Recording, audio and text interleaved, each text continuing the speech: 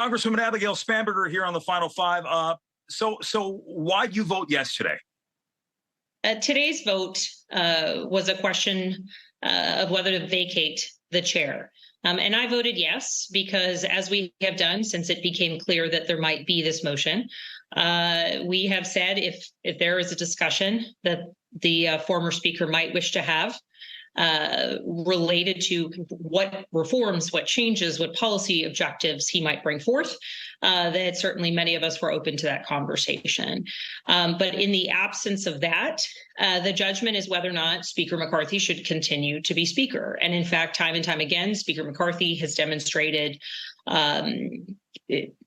challenged leadership and a lack of principle. We were at the brink of a government shutdown because Speaker McCarthy, for weeks, refused to bring forward a bipartisan continuing resolution, which we knew would pass with overwhelming numbers.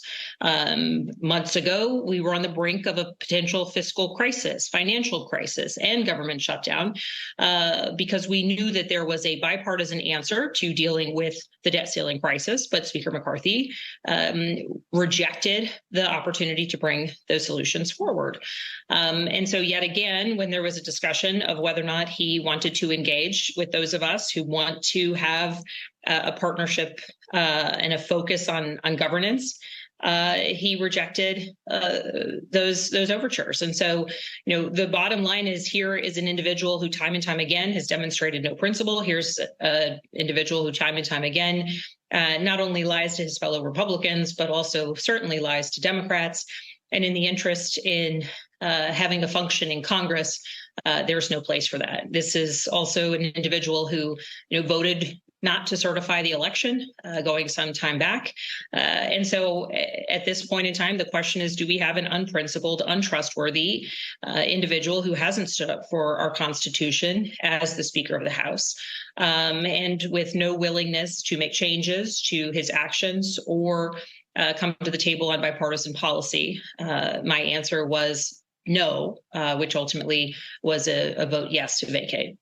Republicans still have the majority there. And actually, we've seen that majority drop just a little bit just by departures and whatnot over time here. There was still time left in this Congress. The Republicans at some point, you have a Speaker pro tem in Patrick McHenry.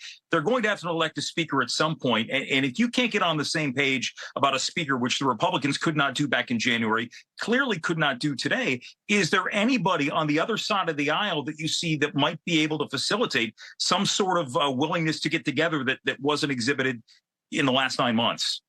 Well, Jim, you make an important point, which is, I happen to be a Democrat. The Republicans are in the majority, and they won that majority on the premise that they thought they were better positioned to govern.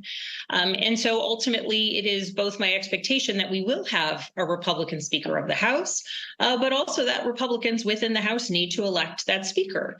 Now, if there is a potential Speaker who comes forward and says, I want to build a broader coalition, I don't want to have to continually kowtow to the extremists on their side of the aisle. If that individual says, instead, I'd like to join with some Democrats who want to govern, who want to focus on bipartisan legislation. And if that individual says that they won't kind of at every turn do exactly what it is that the Freedom Caucus and the most extreme members of the Republican conference want, then certainly there would be quite a few Democrats who want to see a functioning government, even if it's not my first choice for a speaker, that is my priority for the country. And it is certainly a position that, not only do I hold, but so many others on the Democratic side of the aisle do. Yeah. And just so people know, because you and I have talked about this before, the fact that, you were not somebody who always vote. You did not vote for Speaker Pelosi at one point when the Democrats had the majority. But all of that aside, we have this resolution reached over the weekend, but it's only temporary. Yeah. And in less than 45 days, are we going to get this same chaotic point, or do you believe that better senses might actually prevail and we might not kick the can down the road 45 days again? Well, it's interesting because the reason we got to this point, right where we were over the weekend, which is there was a bipartisan deal to be had, there was a bipartisan continuing resolution. I'd argue there are actually bipartisan appropriations bills, so we wouldn't even have to mess around with continuing resolutions. Those bills exist.